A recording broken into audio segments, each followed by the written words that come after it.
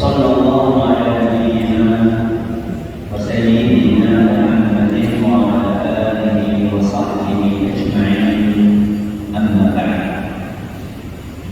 kita menjadikan puja dan syukur kepada Allah Subhanahu wa Ta'ala pada kesempatan malam yang berbahagia ini, hari Rabu, malam Kamis tanggal 24 Dzulhijjah 1447 Hijriah, atau yang bertepatan dengan tanggal 20 Mei 2026. Kita masih kembali dari kekuatan, kesehatan, hidayah serta taufik dari Allah Jalla wa Ala, sehingga kita bisa kembali menghadiri pengajian rutin tafsir Al-Quran di Masjid Agung bersama Muhammadiyah.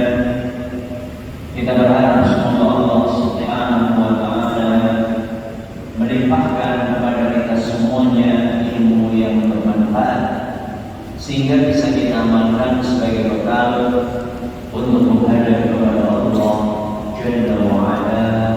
Allahumma amin. Salawat dan salam semoga senantiasa tercurahkan kepada junjungan kita Nabi Agung Muhammad sallallahu alaihi wasallam, kepada keluarganya, sahabatnya, dan umatnya yang setia mengikuti tuntunannya hingga akhir nanti. Seperti biasanya, sebelum kita mengawali pengajian malam hari ini, kita akan membaca sebagian dari ayat-ayat yang termaktub di dalam surat yang mulia, surat Al-Asr. Semoga Allah Subhanahu wa Ta'ala memberkahi majelis kita. A'udzu billahi minasy syaithanir rajim.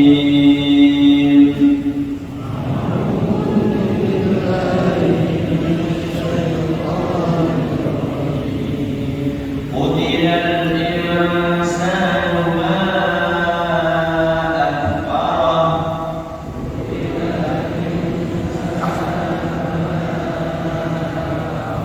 Min ayyi syai'in khalaqah.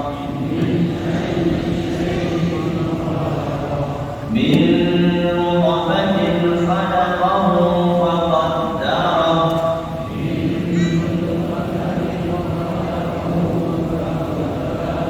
Thumma as-sabila yassarah.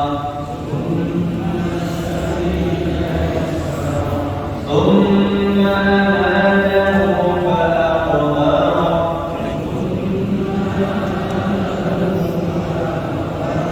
Thumma idza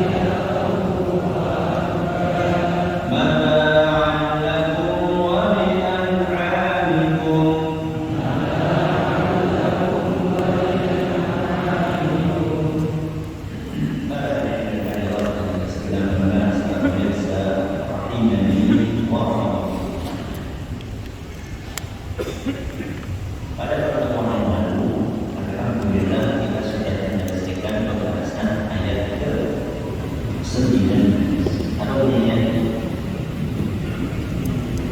min muqaddasin ba'dahu ba'al darah. Ayat itu menceritakan tentang proses penciptaan manusia dan penetapan takdir untuknya. Min muqaddasin ba'dahu malam hari ini kita akan melanjutkan pembahasan tentang ayat berikutnya, yaitu ayat yang ke-20. Apa bunyinya? Tsummas-sabila yassara, yang artinya kemudian Allah memudahkan jalan manusia. Allah kemudian Allah memudahkan jalan manusia. Sebelum kita mengupas makna ayat yang ke-20 ini, kita akan memahami terlebih dahulu hubungan antara ayat yang ke-20 dengan ayat yang ke-19. Dua-duanya sama-sama menerangkan tentang karunia yang Allah berikan kepada manusia. Ayat ke-19 menyebutkan salah satu nikmat yang Allah berikan kepada manusia, yaitu menciptakan manusia dari bentuk yang sempurna dari Allah, setetes dari fakadar. Kemudian Allah tentukan takdirnya, Allah kasih kesempurnaan fisiknya. Di ayat yang ke-20 Allah kembali menyebutkan karunia yang Allah berikan kepada kita. Apa karunia itu? Kemudahan jalan. Dan nanti kita akan menjelaskan apa yang dimaksud dengan jalan. Berarti manakala kita memahami betapa banyaknya karunia yang Allah berikan kepada kita, apakah kasih yang bersifat utuh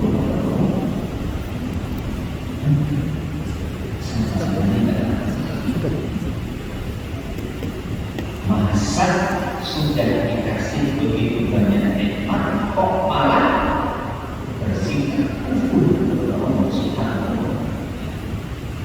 Oke, ini adalah korelasi antara ayat pertama dengan ayat pertama 19 dan ayat 20. Mari kita bahas makna ayat yang kedua. Allah Subhanahu wa Ta'ala berfirman, "Tsummas-sabila yassara." Kemudian Allah memudahkan untuk manusia jalan. Untuk pertanyaan yang dimaksud dengan jalan itu apa? Sekurang-kurangnya ada dua maksud yang disampaikan adalah penafsiran pertama. Maksud dari jalan itu adalah jalan keluar dari rahim ibu. Jalan keluar rahim, jalan keluar dari rahim ibu. Berarti ini pas lapangan ini, pas lainnya. Yang kedua, yang dimaksud jalan di sini adalah jalan kebaikan, jalan keluar. Jalan kebaikan dan jalan. Mari kita bahas satu persatu. Penafsiran yang pertama terlebih dahulu. Nomor 1, jalan keluar dari rahim ibu. Tsummas-sabila yassara, artinya kemudian kami mudahkan bagi bayi itu untuk keluar dari rahim ibu. sebagaimana yang dituturkan oleh sahabat Nabi Sallallahu Alaihi Wasallam yang tidak asing bagi kita semua, yaitu Ibnu Abbas radhiyallahu anhu. Kata beliau dalam tafsir At-Tabari, "Tsumma as-sabila yassara." Makna dari ayat ini, khurujuhu min batni ummihi yuyassirahu lahu atau yassarahu lahu. Maksud dari tsumma as-sabila yassara adalah Allah memudahkan keluar dari rahim ibu. Dan penafsiran Ibnu Abbas inilah yang dipilih oleh mayoritas ulama muslim, sebagaimana yang dituturkan oleh Imam As-San'ani rahimahullah. Kita bisa keluar dari rahim ibu itu mudah. Memikir orang dari dengan jalan keluar dari sana. Banyak orang ini bukan lagi ngomongin bagi yang tadi orangnya bagaimana? Mungkin saya orang tahu ini atau orang lain. Paling dia yang kepalanya sekitar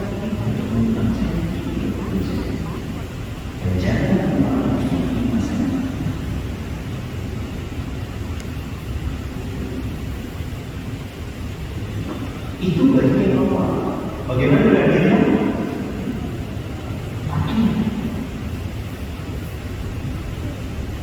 Bagaimana Allah memudahkan dari itu keluar dari itu? Ternyata ada sistem yang sangat kecil. Mulai dari bagi ibu sendiri sampai si ibu. Bayi itu saat menjelaskan tengkorak kepalanya belum terlalu bahkan disebutkan dalam beberapa keterangan tulang yang ada di tengkorak bayi itu masih fleksibel, masih elastis, sehingga tulang-tulang itu masih bisa geser-geser, masih bisa tumpang tindih tanpa merusak otak yang ada di dalam tulang. Sehingga otak itu bisa bereksplorasi dengan apa?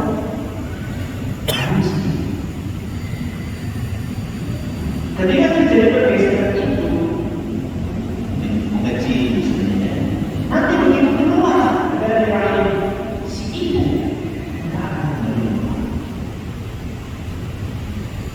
Satu, dua, Allah Subhanahu wa Ta'ala menakdirkan menjelaskan bayi itu akan diselimuti dengan lapisan putih yang ini memudahkan dia untuk bisa keluar secara gampang, karena ada pelumas.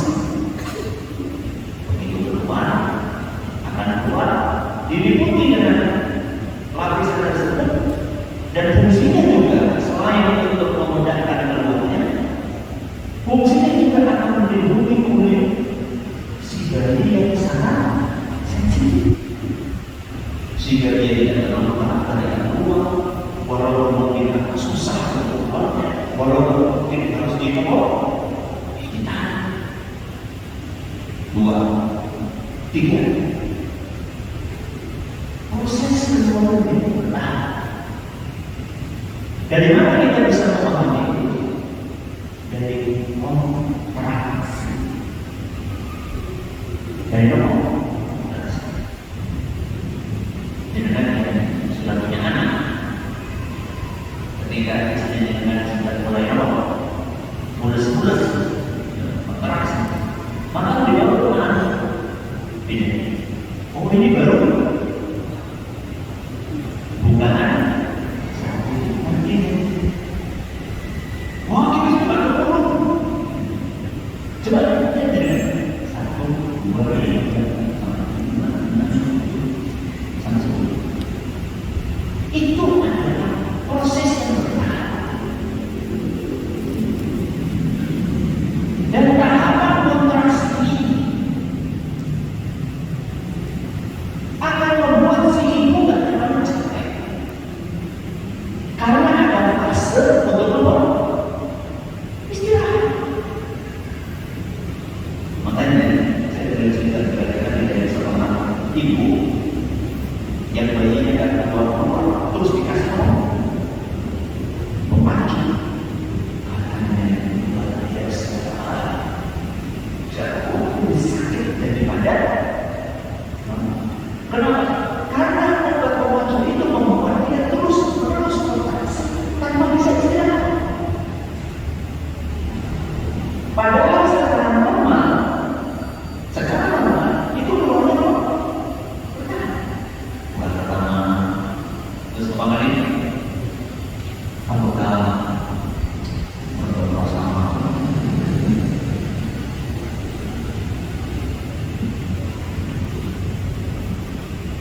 Sebenarnya segala-gala sebenarnya luar biasa. Ini yang pertama. Ini yang kedua. Posisi janin. Allah menjadikan janin itu menjelang kelahirannya secara alami. Dia akan berusaha posisi depannya di mana.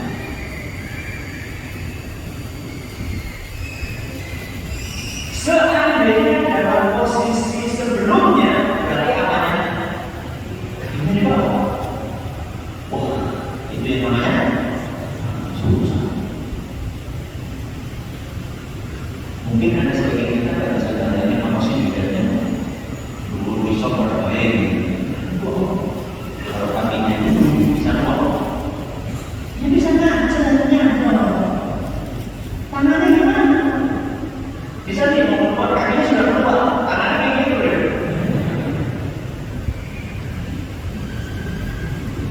Padahal bukan di sini. Terus itu bukan sampai tinggi. Makanya sama Allah dibikin sebuah sistem. Dimudahkan sama Allah. Ini menjelang keluar. Ya Allah, nanti sekarang akan ada satu posisi ini. Kalau kepalanya dulu yang keluar, karena Allah harus kayak gini, nggak mungkin tangannya gede. Nggak mungkin tangannya kayak gini. Berapa ini? 4. Yang ketiga, si ibu akan melahirkan. Allah menakdirkan ibu ini mengeluarkan sebuah hormon. Hormon relasi. Hormon relasi. Apa fungsi hormon tersebut? Fungsinya adalah menguatkan dan memudahkan jalan keluar. Dan bisa jadi walaupun terasa sakit tapi tidak sakit kalau tidak ada hormon tersebut. Begitu baru itu keluar, maka kemudian berikutnya yang Allah berikan adalah dari itu secara alami punya refleks untuk mencari punting, bukan hanya mencari, tapi juga untuk menyedot punting tersebut secara alami.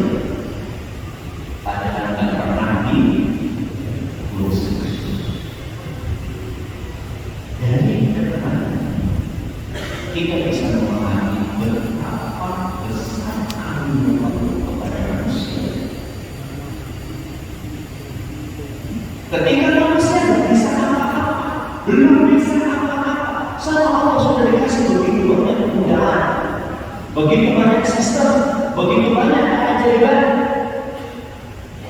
Kok bisa-bisanya manusia itu kufur pada zat Allah Subhanahu wa Ta'ala? Ya, ini permasalahan yang pertama. Summa sabila yasir. Jalan apa? Jalan keluar dari mana?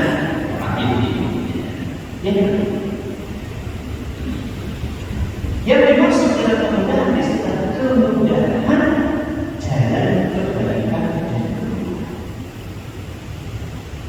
kemudahan apa? Jalan kebaikan dan penafsiran ini dibawakan oleh salah seorang ulama tafsir dari kalangan tabi'in yang bernama Mujahid, salah satu murid unggulnya Jawab Ibnu Abbas radhiyallahu anhu. Apa kata beliau? Summa sabila yassara, maknanya asyaqaqu was-sa'adah. Yang dimaksud dengan jalan di dalam ayat tersebut adalah jalan kebinasaan dan kebahagiaan, alias jalan keburukan dan apa?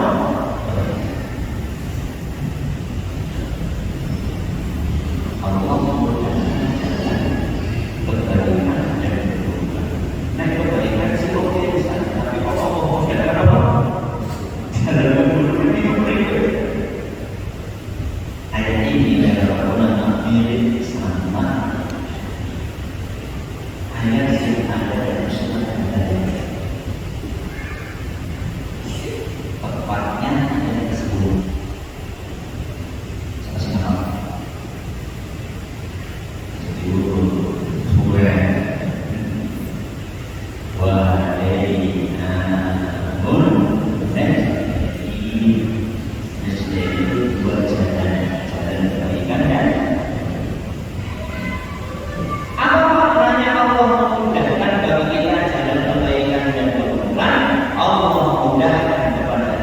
Untuk memahami mana yang baik dan mana yang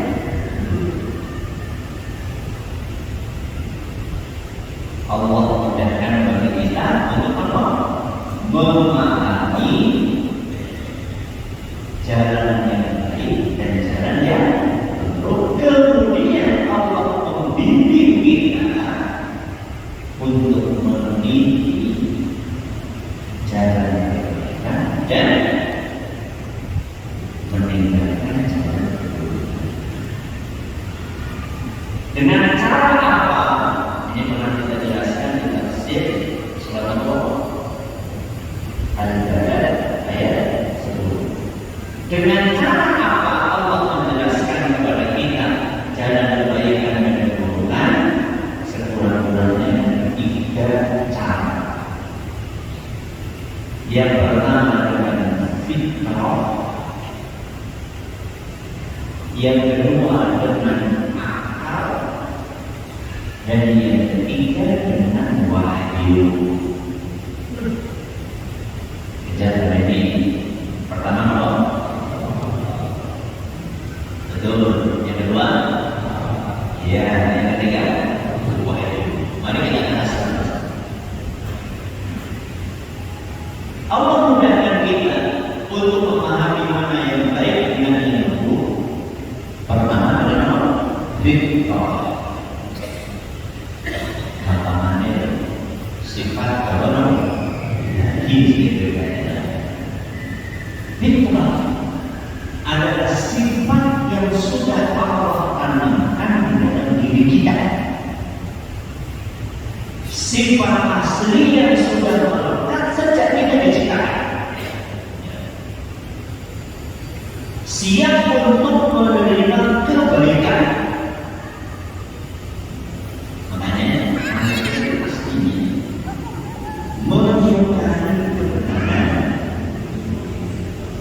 menyukai keadilan, menyukai kejujuran dan kebencian.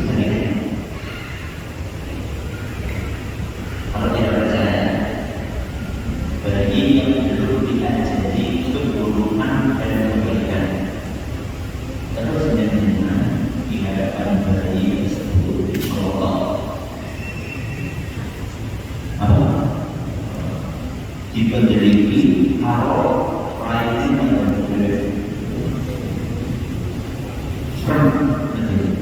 apa yang dia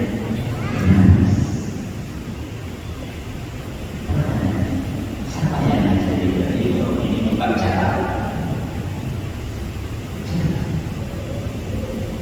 itu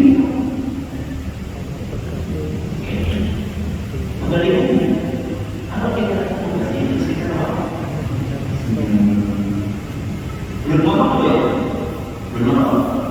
Sekarang apa yang ada?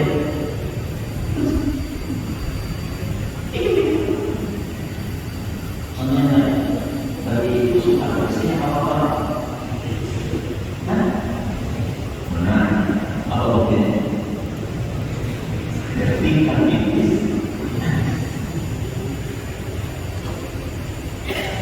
kenapa?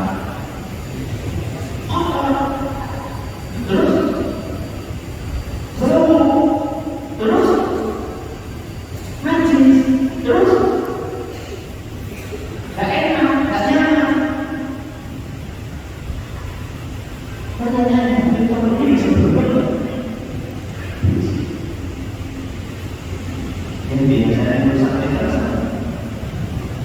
Ya sama ini. Fa'atawahu kedua orang tuanya yuhabu bidanihi atau yunassiranihi atau yunajjisanihi. Dua orang tuanya inilah yang kemudian membuat anak yang lahir dalam keadaan fitrah kebaikan itu berubah menjadi manusia yang wujud kesalahan. Pihak yang paling bertanggung jawab adalah siapa?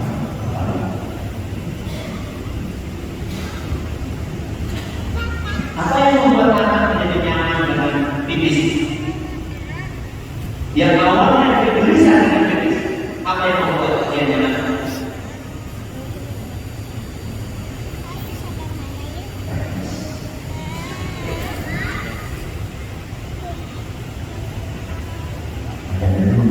Sebelum ada pempes, apa yang terjadi? Dipakai pokok, sekali pakai begitu pipis, manis. Apa yang dilakukan ibu?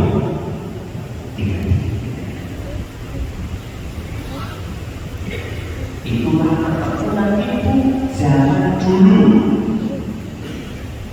Kalau zaman ini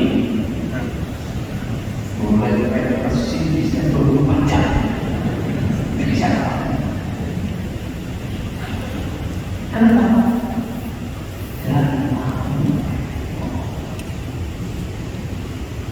Siapa yang tahu saya?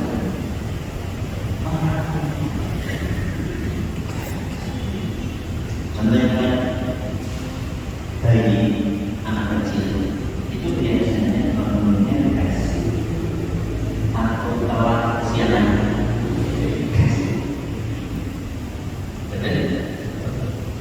Betul?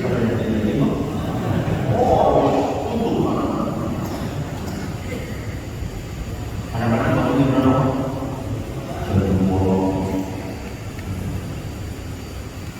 Alat-alatnya juga kemudian biasanya kalau bangun apa?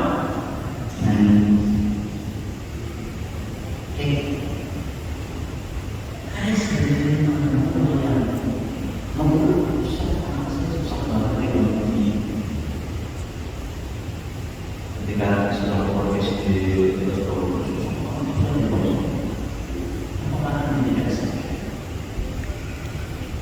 ketika dia masih berada dari bangun kasih, apa yang dikatakan? Dipukul dengan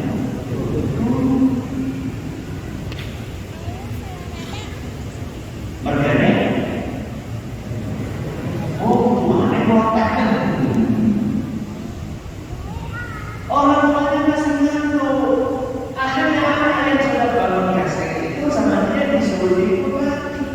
Nama fitrah bangun kasihnya hilang. Begitu fitrah bangun kasihnya hilang, lalu bentuk apa anak saya susah dibangun.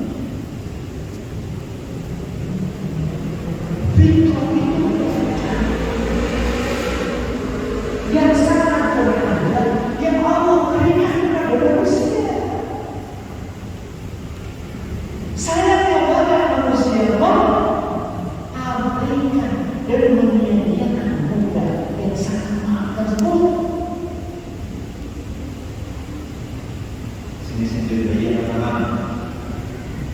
Alhamdulillah. Berarti mulai dari malam nek bayinya kami kasih berikut bayi kami itu ada apa? Berasa saja Allah ini yang pertama. Jadi Allah bantu kita untuk memahami mereka dan diperlukan dengan apa? Yang kedua, dengan apa? Akal. Dengan Allah Subhanahu wa Ta'ala membantu kita dengan akal. Untuk apa? Untuk bisa memahami, untuk bisa membedakan, untuk bisa merenung, untuk bisa mengambil sebuah kesimpulan. Dan akal ini adalah yang membuat manusia menjadi makhluk yang sangat istimewa. Dengan akal manusia bisa membedakan bahwa ini bermanfaat dan ini tidak bermanfaat. Dengan akal manusia bisa tahu bahwa api itu bahaya. Dengan akal manusia bisa membedakan mana kejujuran, mana kedustaan, mana keadilan, mana kezaliman. Dan dengan akal pun manusia bisa mengambil kesimpulan bahwa alam semesta ini tidak mungkin ada tanpa ada pencipta. Dengan apa? Kenapa demikian? Ya karena sudah teratur alam semesta ini. Karena ada sebagian pengalaman alam semesta ada teori itu. Bercakap apa? Dahsyat. Sesuatu yang awalnya satu meledak terus berubah menjadi apa? Planet bumi, planet Pluto, Saturnus, Mars, Jupiter, ada matahari, ada bulan. Awalnya itu satu meledak terus jadi banyak. Sesuatu yang meledak atau pecah atau terpisah tanpa disengaja, biasanya hasilnya apa? Berantakan, tidak presisi. Yang orang percaya bahwa gelas terus dia bakalan ketinggalan. Coba jadikan lihat pecahannya itu gimana? Kalau sesuai dengan rotasi tidak ada. Tidak mungkin. Sekarang realitanya alam semesta ini, planet-planet yang ada di alam semesta ini tersusun rapi tadi amat sangat rapi sekali. Dan masing-masing punya jalur edar sendiri dan tidak bergeser satu mili pun. Karena seandainya bergeser satu mili, maka akan menjadi mudah. Dan itu ada jutaan atau miliaran dari mana saja. Ini dari ini mustahil. Jadi akal itu dimana berpikir baru mengambil apa? Kesimpulan. Berarti akal cukup atau belum? Cukup atau belum? Belum. Kenapa? Karena akal bisa dipengaruhi nafsu. Karena akal bisa digoda setan. Karena akal bisa salah. Karena akal terbatas dalam urusan gaib. Sehingga riba apa? Riba kalau pakai hitungan apa? Akal dan logis bukan pakai apa? semua. Udah dia apa? Jadi akan duit terus jemput apa nih? Dobre. Itu kan dulu di rumah nangis gitu. Terus gini, konektor di mana sama gitu. Nggak perlu jalan. Itu kalau itu yang apa nih? Ya, aja.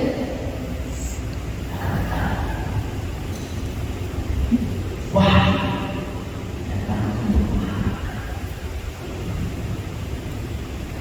karena Allah Subhanahu wa Ta'ala mengatakan betapa besar dampak kerusakan yang ditimbulkan oleh kita. Maka kita perlu berpikir, wah, kalau akal bisa salah, kalau wahyu dan kalau akal banyak terhadap rasanya, maka wahyu itu sempurna. Kalau boleh saya tambahkan, fitrahnya itu seperti anak sulung. Sebenarnya akal itu seperti alat untuk mencari. Sedangkan wahyu itu adalah